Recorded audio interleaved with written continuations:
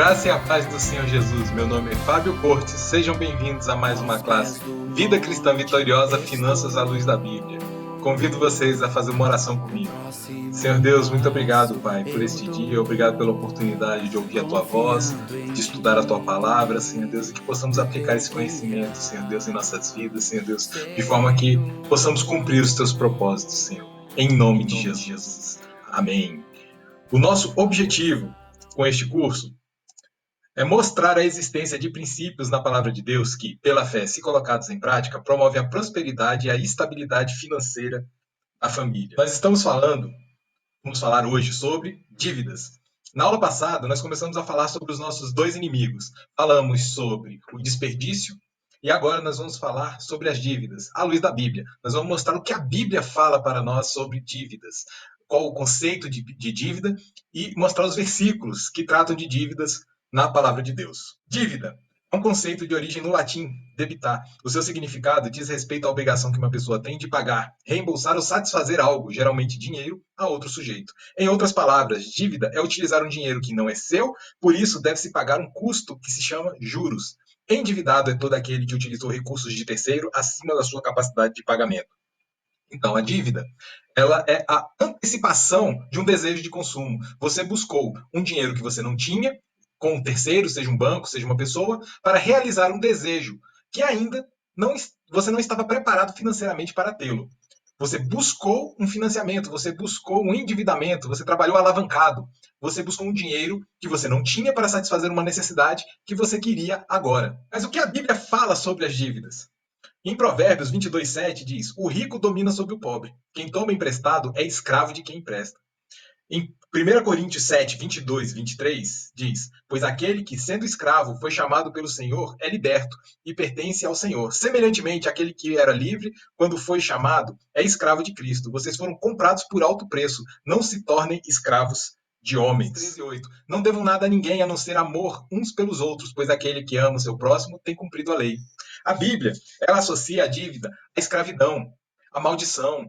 E a palavra de Deus diz que Jesus veio para nos tornar livres. E ele não quer que a gente se torne escravo de pessoas ou instituições. Ele quer que verdadeiramente sejamos livres. Se a palavra de Deus, ela trata a dívida como uma coisa que não deve ser buscada, não deve ser feita, isso é uma coisa que a gente deve considerar. Então, se a palavra de Deus nos alerta para não sermos endividados, nos alerta que a dívida é semelhante à escravidão, que a maldição é associada a dívidas, então eu tenho que crer que a dívida não pode ser uma coisa boa para a minha vida. Os estrangeiros que vivem no meio de vocês progredirão cada vez mais.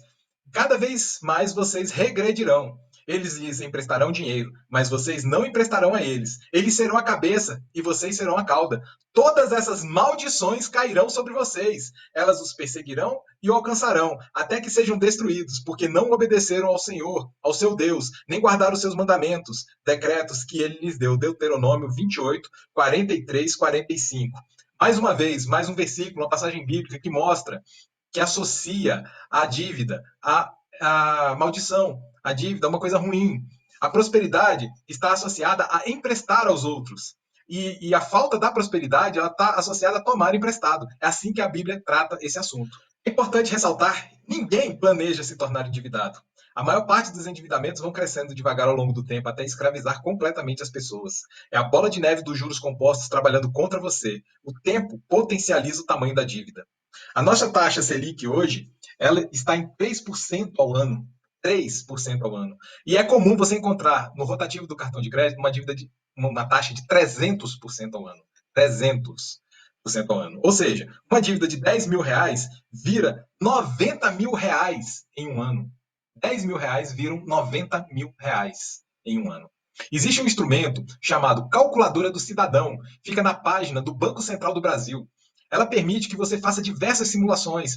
Você, por exemplo, se você financiou um carro e você quer saber se a sua taxa de juros é aquela que realmente foi colocada para você no momento da contratação, você pode ir lá e fazer uma simulação e ver se bate os valores que você tem. Ou se você está pensando em financiar alguma coisa, você pode ir lá e usar essa ferramenta para ver se estão te falando a verdade. Lá permite você calcular investimentos, você calcular o valor futuro de um capital aplicado a uma determinada taxa, permite você fazer várias simulações, vários tipos de cálculo, vale a pena dar uma olhada. Calculadora do Cidadão, na página do Banco Central do Brasil. É gratuito, não tem cadastro, não precisa fazer nada. É só acessar o site do Banco Central, procurar Calculadora do Cidadão e utilizar a ferramenta. Algumas causas de endividamento. Falta de educação financeira. Nós já temos falado sobre isso aqui nos nossos encontros. A falta de educação financeira no nosso país é crônica. Nós falamos pouco sobre isso dentro das famílias, falamos pouco sobre isso nas escolas, nas igrejas. As pessoas elas não são educadas financeiramente a como lidar com as suas finanças, a como lidar com o seu dinheiro. A gente precisa divulgar essas informações para que as pessoas tenham conhecimento e possam ser cada vez mais prósperas. Comprar por impulso, consumismo exagerado. Uma boa forma de você evitar o consumismo exagerado é simplesmente deixar para comprar no outro dia. Você viu uma coisa que você gosta, você viu uma coisa que te interessa, que te chamou a atenção, deixe para o dia seguinte, deixa para a semana seguinte, avalia, pensa direitinho. Você vai ver que muitas vezes você vai optar por não fazer a compra. Deixar de fazer compra por impulso já é uma grande forma de você economizar recursos, porque você vai fazer compras mais conscientes e de coisas que você realmente precisa. Imprevistos, despesas extraordinárias como doença, desemprego, essas coisas também levam pessoas a se endividar cada vez mais. Você sofre um acidente, o seu carro precisa de um conserto urgente, não é inadiável, e a pessoa acaba se endividando, acaba pegando financiamento, se ela não possui recursos para fazer aquele conserto, para pagar um médico, para fazer alguma coisa que sobreveio de forma repentina. Cobiça, inveja, também são fatores que contribuem para o endividamento. As pessoas buscam coisas para se mostrar para os outros. Ou você viu alguém utilizando um telefone novo, uma roupa nova, e você não quer ficar para trás. Então você vai lá e compra alguma coisa semelhante e muitas vezes sem nem ter recursos para isso. Então isso também vai te prejudicar e também vai ser causa de um endividamento. O crédito fácil, cartão de crédito, cheque especial, parcelamento em lojas. Aqui no Brasil, existe uma facilidade que é você comprar as coisas parceladas pela loja, tanto no cartão de crédito como em crediário. Lá fora, é mais difícil você encontrar isso em outros países. Você, por exemplo, lá nos Estados Unidos, você quer comprar um computador novo, a loja, ela só te vende à vista ou no débito, ou no crédito, ou em dinheiro. Você não consegue ir na loja e comprar em 10 vezes. Se você quer fazer esse tipo de operação, você tem que procurar uma instituição financeira e fazer um empréstimo. Aqui no Brasil, não, você já tem essa operação facilitada diretamente com as empresas. A venda parcelada ela é incentivada e os juros eles já estão embutidos nessa compra. Eles falam que eles parcelam o valor à vista em 10 vezes, mas isso não é verdade. Ali já o custo financeiro está embutido ali naquela operação. E tem a questão dos juros abusivos. Os juros no Brasil são extremamente altos para o consumidor. A nossa taxa Selic de 3%, que pode chegar até a 2, alguma coisa na próxima reunião do nosso Copom, ela não reflete a realidade da população quando ela precisa de um financiamento, quando ela precisa de um empréstimo. Muitas vezes você vai pegar ali um crédito consignado, vai financiar um veículo, você não vai conseguir uma taxa real de menos de 1,5, 1,20%. Dificilmente você vai conseguir abaixo disso. Num consignado, talvez ali 1,5% também, 1%. Então, mas isso ao mês. Você tem uma taxa Selic de 3% ao ano. Você vai ter um juro de cheque especial de 400% ao ano. Então, os juros para a pessoa física consumir é extremamente alto. E quando a pessoa deixa de pagar, por exemplo, um rotativo do cartão de crédito, essa dívida ela fica explosiva, porque chega a 20%, 25% ao mês, contra uma taxa Selic de 0,25% ao mês. Não devemos fazer uso desses instrumentos de crédito. Muita gente gasta dinheiro que não tem para comprar o que não precisa, de modo a impressionar pessoas de quem não gosta. Essa frase é de um humorista americano chamado Will Rogers. Eu acho essa frase fantástica, porque ela reflete aquilo que a gente acabou de dizer, da cobiça, da inveja. As pessoas compram coisas que elas não precisam, com dinheiro que ela não tem, para impressionar pessoas que elas não gostam, ou às vezes nem conhecem. Então é uma grande bobagem a gente seguir por esse caminho e fazer isso. A Bíblia diz que devemos ser prudentes e devemos ter olhos de águia. O que isso quer dizer? O prudente é aquela pessoa que ela não é afoita, ela pensa antes de agir, ela pondera muitas e muitas vezes antes de tomar uma decisão. A ter olhos de águia. O que olhos de águia quer dizer? Que a pessoa deve enxergar longe, ela deve enxergar muito na frente. Em Provérbios diz que o prudente de longe vê o mal e se desvia dele. É essa a ideia. O prudente, ele olha lá na frente, ele imagina o que pode acontecer de certo, de errado, antes de tomar uma decisão, ele pondera suas decisões e toma a decisão mais correta, com sabedoria e entendimento. Todos nós já ouvimos a frase: imprevistos acontecem. Então temos que nos preparar, pois não sabemos o que irá acontecer, quando irão ocorrer. Nós sabemos que eles vão ocorrer, só não sabemos quando. Os imprevistos acontecem. A gente já ouviu essa frase inúmeras vezes. Inúmeras. Imprevistos vão acontecer. Então cabe a nós nos prevenirmos. Aí entra o prudente. O prudente, ele sabe que alguma coisa de errado pode acontecer. E o que ele faz? Ele se prepara. Então ele vai se prover de recursos que, em uma emergência, em um imprevisto, ele vai poder lançar mão, ele vai poder fazer uso deles. O primeiro passo para evitar o endividamento é ter uma reserva para emergências. Se imprevistos acontecem, eu preciso ter recurso para suprir essas necessidades emergenciais. Então, eu vou fazer uma reserva de emergência. Eu vou separar uma quantidade de dinheiro que seja suficiente para suprir as minhas necessidades em caso de emergência. Você vai perguntar, mas de quanto é esse dinheiro? Quanto que é essa reserva de emergência? Isso é uma questão particular, cada um. Muitos especialistas recomendam que você tenha como reserva de emergência pelo menos de 3 a 6 meses das suas despesas. Isso não é parte dos seus investimentos. Ela é uma reserva para ser utilizada em caso de emergência. Ela precisa estar em dinheiro, acessível da forma mais fácil possível. Isso não é para você ganhar dinheiro, era para te livrar de problemas. Serve colocar esse dinheiro onde? Onde esteja mais fácil acesso. Hoje você tem bancos digitais que oferecem conta remunerada, você tem caderneta de poupança. Ah, mas caderneta de poupança não rende nada. Reserva de emergência não é para ganhar dinheiro, é dinheiro para estar na sua mão. A vantagem da caderneta de poupança, se a sua emergência acontecer num domingo, você consegue sacar o dinheiro. Se ele estiver no Tesouro Direto, por exemplo, você já não consegue sacar. Então, se a sua emergência for no domingo, você vai ter que esperar segunda-feira para ter acesso ao seu dinheiro. Então, você pode deixar uma parte da sua reserva de emergência na poupança, outra parte numa conta digital remunerada e outra parte no Tesouro Direto. Mas não acho que isso vai fazer muita diferença. Não vai te deixar nem mais rico, nem mais pobre fazer isso. Agora, o que é importante é ter uma reserva de emergência. Quanto mais variável for a sua remuneração, maior tem que ser a sua reserva de emergência. Você recebe, sei, 10 mil reais no mês, 2 mil no outro, 500 reais no outro, 20 mil no outro. Você precisa ter uma reserva maior, uma reserva que cubra mais tempo, porque você não sabe quanto você vai ganhar e quando. Você recebe uma remuneração extremamente variável. Então, você tem que ter mais dinheiro do que aquela pessoa que todo mês recebe certinho o seu salário. Por exemplo, um bombeiro, que é um militar, ele recebe ali o salário dele todo mês, todo mês. De repente, a reserva de emergência dele pode ser um pouco menor, de 3 meses, 6 meses. E a sua, que tem uma remuneração variável, pode ser necessário ter um ano de reserva para que você possa equalizar os seus ganhos. O segundo passo é ter domínio próprio. Como a cidade com seus muros derrubados, assim é quem não sabe dominar-se. Provérbios 25, 28. Ter domínio próprio. Poder andar no shopping sem sair comprando tudo que enxerga. Você se dominar. Ponderar as suas decisões financeiras, de forma que você não venha se arrepender e nem se atrapalhar com uma decisão que você tenha. Terceiro, tenha um padrão social abaixo do que sua renda permite. Na casa do sábio há comida e azeite armazenados, mas o tolo devora tudo que pode. Provérbios 21, 20. Olha o que a Bíblia fala pra gente. Na casa do sábio tem comida, tem mantimento. Na casa do tolo, ele destrói tudo, ele consome tudo. Nós devemos ter prudência, nós devemos ter um padrão social abaixo daquilo que a nossa renda permite. Nós já falamos sobre isso aqui. Deve ser bem abaixo. Porque assim, com o tempo, você vai poder consumir muito mais e muito melhor e com mais tranquilidade. Por quê? Porque o seu dinheiro vai começar a trabalhar para você, vai começar a render frutos e você vai ter mais renda para utilizar.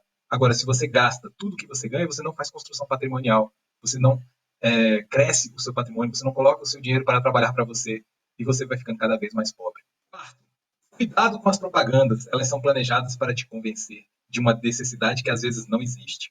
Em 1 Timóteo 6,11, você, porém, homem de Deus, fuja de tudo isso, busque a justiça, a piedade, a fé, o amor, a perseverança e a mansidão. Cuidado com as propagandas. As propagandas, elas são pensadas para justamente criar necessidades. Necessidades que às vezes não existem, não são reais. Você realmente precisa de um smartphone novo? Você realmente precisa daquele último telefone ou do lançamento desse novo carro? Você precisa disso? Você tem recursos para isso? E esses recursos utilizados nesse consumo, eles não vão te prejudicar? Pensa aí, você realmente precisa do último iPhone? Ou, de repente, uma versão anterior ou duas já resolveria o seu problema e custariam muito menos? Tomar decisões prudentes, ponderadas, racionais, nos ajuda a economizar muitos recursos. Quinto, seja educado financeiramente. Desenvolva o hábito de pensar suas finanças e envolva toda a família nesse projeto. Ser curioso, ler a respeito de educação financeira. Tem muitos autores cristãos, autores não cristãos, mas que falam coisas muito interessantes sobre como administrar e aumentar o nosso patrimônio de uma forma saudável, sustentável, dentro da palavra de Deus. Devemos buscar conhecimento, ler, ouvir sobre isso, ler, fazer cursos, entender como fazer a nossa vida financeira ser melhor e mais sustentável. E é um projeto de família. Nós devemos envolver nossas esposas, maridos, nossos cônjuges, filhos, nessa questão da educação financeira. Porque é um conhecimento que nós devemos passar, ele deve ser perpetuado. Quanto mais entendimento financeiro nós temos, mais próspera será a nossa família e as nossas futuras gerações. Mais fácil será envolver, enganjar a família em um projeto. Será mais fácil convencer as pessoas da família a abrir mão de um consumo imediato para consumir mais e melhor no futuro. Nós devemos trazer os filhos, devemos trazer os cônjuges para esse projeto de educação financeira. A Bíblia fala como dois darão juntos se eles não entram em acordo. Se não tem acordo, não tem como andar junto. Se eu quero ir para a direita e a minha esposa quer ir para a esquerda, vai dar problema, vai dar uma ruptura. Então, a família tem que estar enganjada nesse projeto financeiro. Sexto, tenha aversão a dívidas.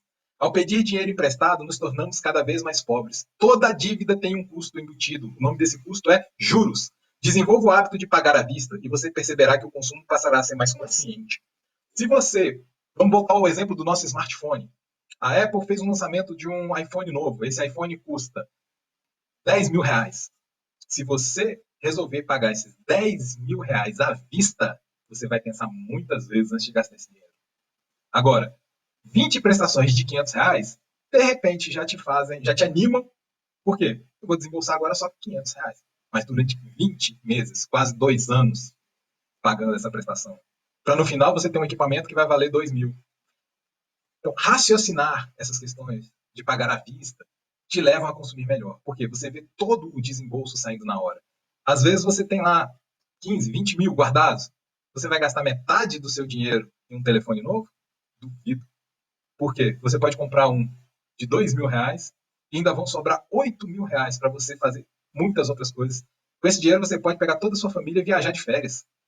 Você vai consumir muito melhor pagando à vista suas contas. Sétimo, seja grato pelo que tem. Contentamento. Tenha contentamento. Seja satisfeito com aquilo que você tem hoje. Em Filipenses 4:11, não estou dizendo isso porque seja necessitado, pois aprendi a adaptar-me a toda e qualquer circunstância. Em Provérbios 13:7 diz, alguns fingem que são ricos e nada têm, outros fingem que são pobres e têm grande riqueza. Nós devemos ser contentes, estar satisfeitos com o nosso hoje. Nós já falamos em outra aula que contentamento não é acomodação.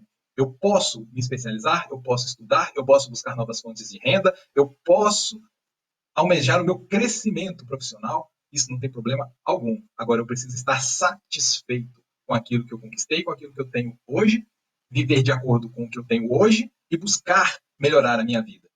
Estar contente, ter contentamento vai te livrar das dívidas, vai evitar que você faça antecipação de consumo, compre coisas com dinheiro que você não tem, com dinheiro que você precisa tomar emprestado. Então, seja satisfeito, seja contente.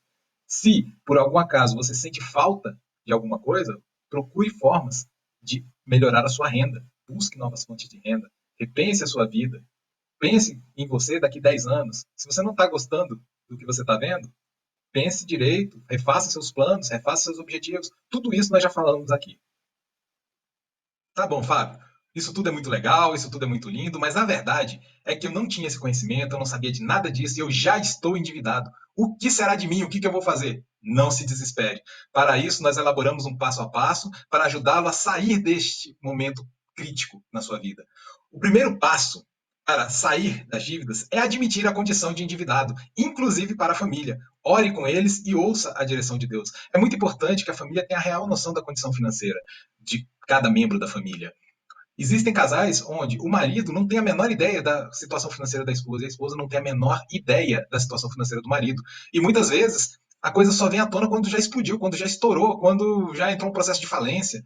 Então é muito importante colocar as claras, inclusive para os filhos, a situação financeira da família. Muitos pais colocam os filhos numa ilha da fantasia, onde eles acham que eles têm um padrão de renda e vida que não condiz com a realidade financeira dos pais. Então, colocar isso às claras é extremamente importante.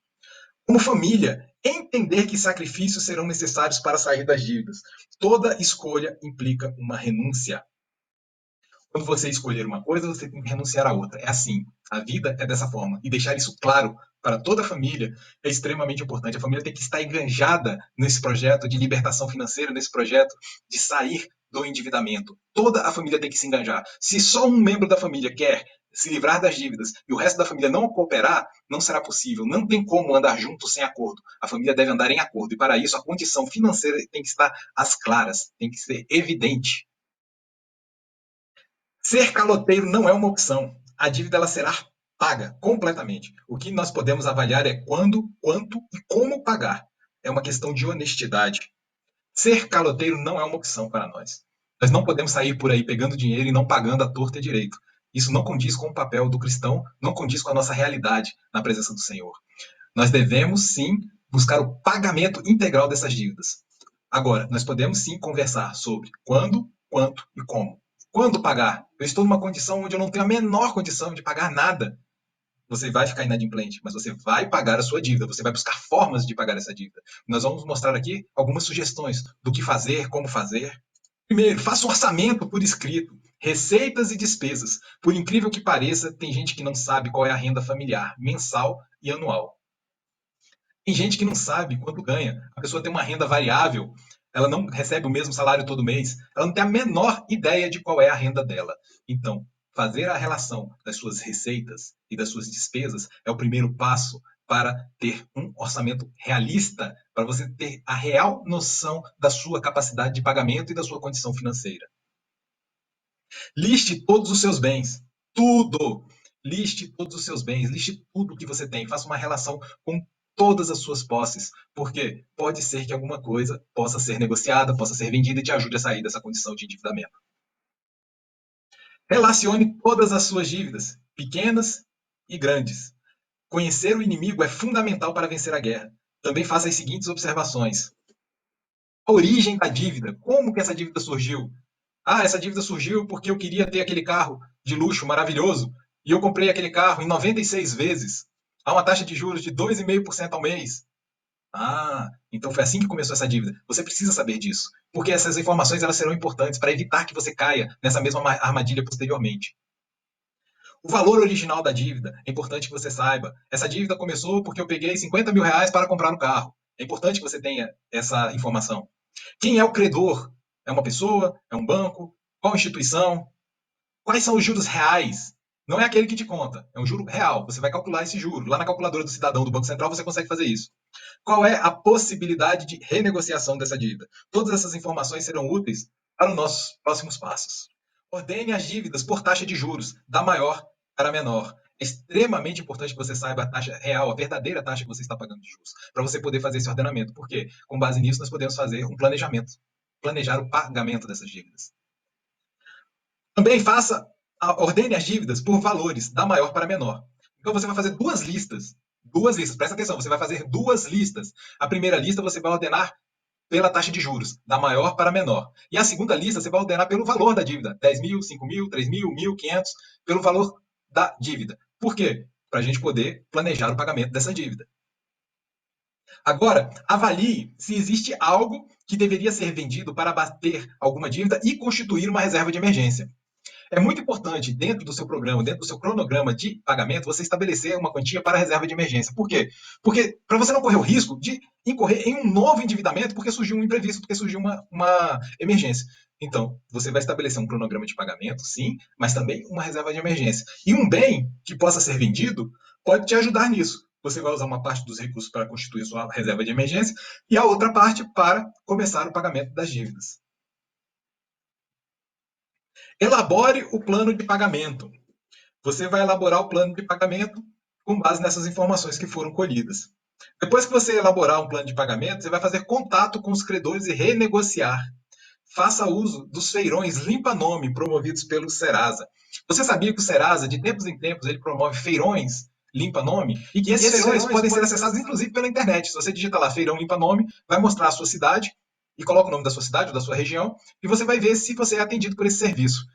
Muitas vezes você pode acessar, inclusive online, pela internet, você não precisa falar com ninguém, lá já vai ter uma proposta pronta de pagamento da dívida para você. Se você achar que aquela proposta já é boa, que aquela proposta já é excelente, você pode aceitar, você imprime o boleto, paga e pronto, tá livre da dívida.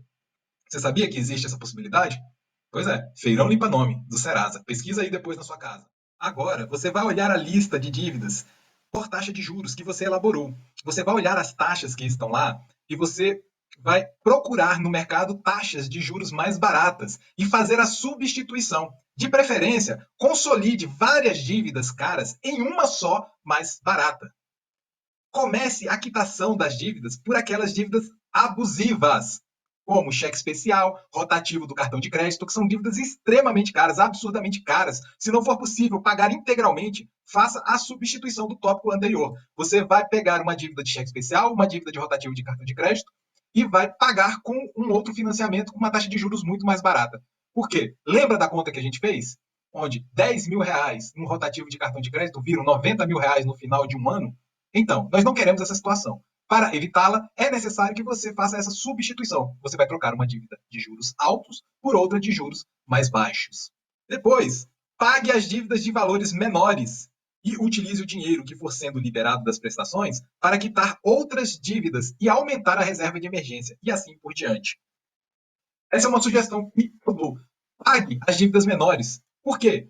À medida que você vai pagando essas dívidas, você vai liberando dinheiro. E esse dinheiro que vai sendo liberado, você vai pegar uma parte dele para quitar mais dívidas e a outra parte você vai aumentar a sua reserva de emergência para que você fique com uma situação muito mais confortável. Não faça novas dívidas. Estabeleça seu fundo de reserva de emergência para não correr o risco de se endividar novamente por causa de fatos inesperados.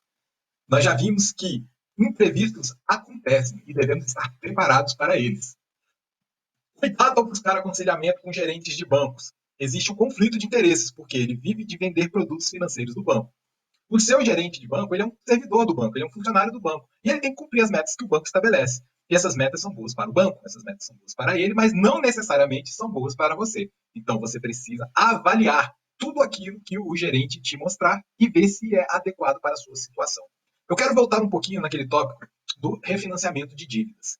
Esse é um instrumento para ser usado como exceção, não como regra. Não é para você sair refinanciando todas as dívidas a qualquer momento. Por quê? O objetivo é quitar as dívidas. O objetivo aqui é se livrar das dívidas. Então, eu não quero, por exemplo, que você caia na tentação de fazer, por exemplo, um crédito consignado e lá pela 10ª prestação o banco pega e fala: olha, a taxa aqui caiu, você pode refinanciar o seu saldo e pegar mais um dinheiro emprestado. Não caia nessa tentação. Não caia. Isso é um engano. O objetivo aqui é ficar livre das dívidas. É pagar as dívidas e não contrair mais dívida. Esse é o nosso objetivo.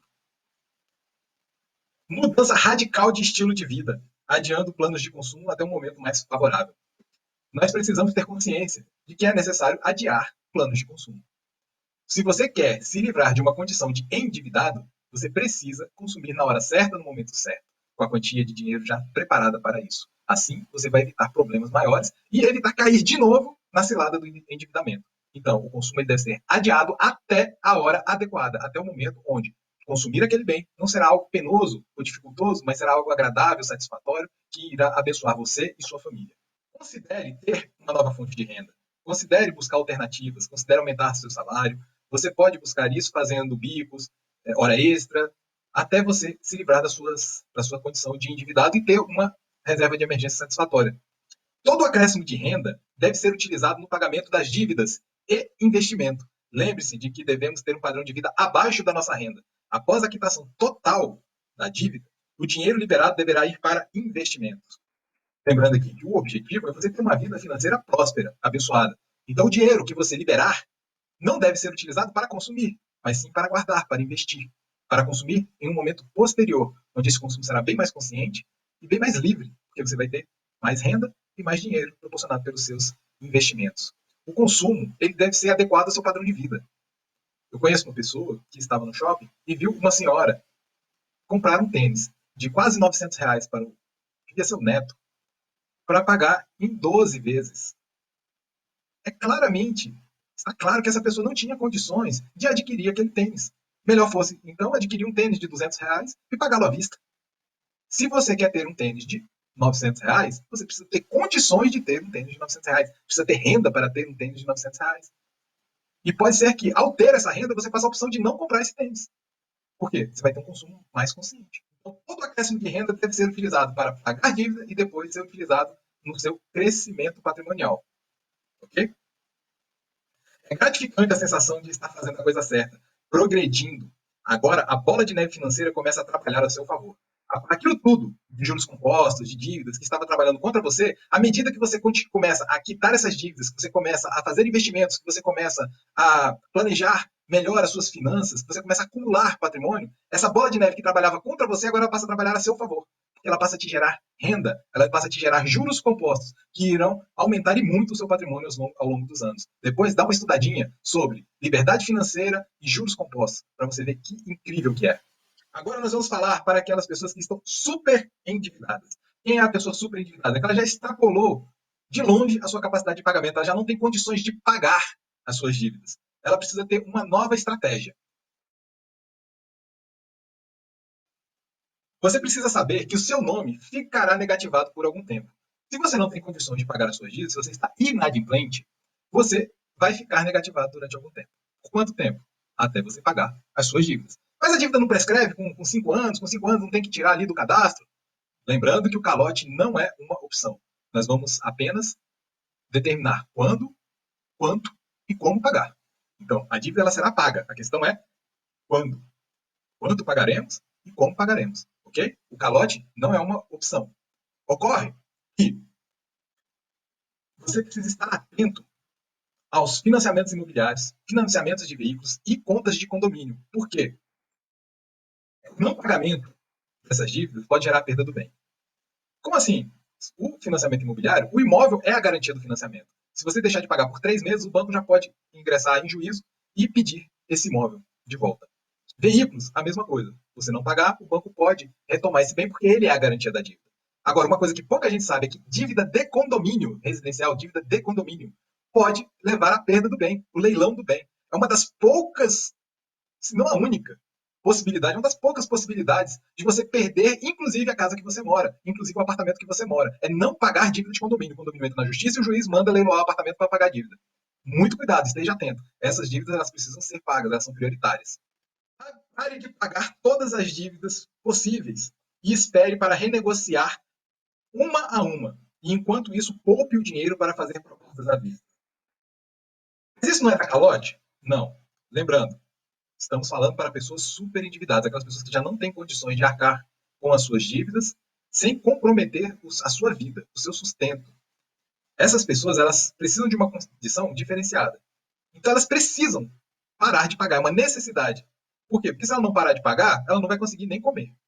Ela para de pagar essas dívidas, significa que ela não vai pagar mais? Não. Ela vai parar de pagar, o nome dela vai ficar sujo durante algum tempo. As empresas vão começar a procurá-la para renegociar as dívidas. Você vai aceitar a primeira proposta de renegociação? Não, você não vai aceitar a primeira proposta. Você vai ficar guardando dinheiro, juntando dinheiro, até que venha uma proposta que te agrade. Algumas pessoas conseguem descontos depois de algum tempo bem significativos, às vezes mais da metade da dívida. Bem mais, às vezes conseguem pagar simplesmente o valor que pegou. Então, eu financiei 10 mil. Às vezes você consegue pagar só os 10 mil. Às vezes você consegue pagar até menos do que o que você pegou. Isso é legal, isso está na lei, isso vai ser uma proposta que vai ser feita pela instituição. Então você não vai poder ser chamado de caloteiro. Você vai pagar a sua dívida e vai pagar dentro de uma proposta negociada entre ambos os lados. Ok? Mas se você está nessa condição de super endividado, você precisa ter dívidas que você vai parar de pagar, sabendo que isso levará o seu nome aos serviços de proteção ao crédito. O que também não é de todo ruim, porque vai te impedir de fazer mais dívida. Não ceda à pressão dos cobradores. Você verá que com o tempo surgirão propostas bem interessantes. Siga o plano apresentado. Calote não é uma opção. Lembra disso. E não desista. Siga o plano, siga o seu plano de pagamento. Consolide suas dívidas, pague-as e seja livre. Muita atenção agora, porque lá vem polêmica. O que será? Ser ou não ser fiador? O que você acha? Ser fiador é uma das grandes causas de endividamento, é uma grande causa de imprevistos, mas que são previsíveis. Ser fiador, o que você acha? À luz da Bíblia, da palavra de Deus, pode? Não pode? O que você pensa? Você já leu isso na palavra? Vamos ver o que a Bíblia diz sobre ser fiador. Primeiro, vamos ver o que é ser fiador. Um fiador ou avalista é a pessoa que se torna legalmente responsável pela dívida de outro. Fiador, ele se coloca numa condição de garantidor. Ele garante a dívida de outra pessoa. É exatamente isso. Você está dizendo, se ele não pagar, eu pago. Não se preocupe, essa dívida aí fica comigo. Vão lançar a bola, você vai matar no peito e chutar. A dívida é sua. Se a pessoa não pagar, você paga. É isso que você está dizendo quando você se torna fiador. E é um grandíssimo problema ser fiador. Por quê? É uma situação onde você quis. É um contrato de fiança. Você quis ser fiador. Eu conheço um caso de uma pessoa que se colocou na condição de fiadora de uma empresa. Essa empresa, o aluguel era R$ 40.000 por mês. E a pessoa se colocou na condição de fiador. A empresa não pagou e também não avisou que não estava pagando. A dívida chegou a mais de R$ 800.000. E o que aconteceu? Essa pessoa começou a vender seus bens, suas propriedades, para pagar essa dívida. E atenção, fiador é um outro caso de que você pode perder o seu imóvel, o imóvel que você mora, para pagar a fiança. O juiz pode determinar a venda do seu imóvel próprio, que você usa como residência, para pagar a dívida de fiança. E olha só que é doido, ele não vai vender a casa do devedor, mas ele vai vender a sua para pagar a dívida se for necessário. Então, muito cuidado ao se colocar nessa posição de fiador. Provérbios 17, versículo 18. O homem sem juízo, com um aperto de mãos, se compromete e se torna fiador de seu próximo. A Bíblia te chama de sem juízo, se você se coloca nessa posição. Você acha que você deve ser fiador? Se a Bíblia te chama de sem juízo? Eu penso que não. Provérbios 6, versículos de 1 a 5. Meu filho, se você serviu de fiador do seu próximo, se com um aperto de mão empenhou-se por um estranho e caiu na armadilha das palavras que você mesmo disse, está prisioneiro do que falou. Então, meu filho, uma vez que você caiu nas mãos do seu próximo, vá, humilhe-se, insista, incomode o seu próximo. Não se entregue ao sono, não procure descansar. Livre-se como a gazela se livra do caçador, como a ave do laço que a pode prender. A Bíblia fala que se você aceitou ser fiador, você deve correr, buscar o seu próximo e suplicar, humilhar-se diante dele e pedir para que ele te tire dessa situação. Fala, nem durma, nem se entregue ao sono se você está nessa condição. Você não descanse até se livrar disso. Por quê? Porque isso é problema, isso é encrenca. Isso pode te prejudicar a sua família de uma forma que você nem imagina. Então, o prudente de longe vê o mal e corre, se afasta dele, se desvia. O prudente vê o mal e se desvia. Ele tem olhar de águia, ele olha longe e foge dessas encrencas. Ser fiador é encrenca. Evite com todas as suas forças. Inclusive, está na palavra de Deus. Olha aí, nossos amiguinhos. Todo mundo aí fiador, procurando se livrar. Todo mundo com medo. Vou deixar aqui um dever de casa, uma lição de casa. Colocar em prática tudo o que foi ensinado hoje. Como fazer orçamento, listar bens e dívidas, elaborar o plano de pagamentos. E executá-los. Começar, pelo menos, a executá-los. Na próxima aula, iremos falar de devedor a investidor. Agora, vamos fazer uma oração encerrando a nossa classe.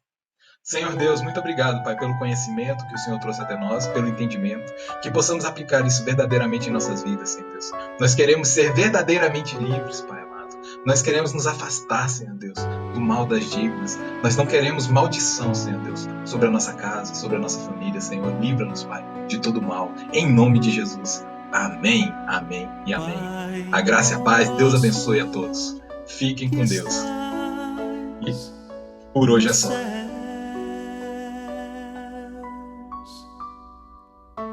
Santi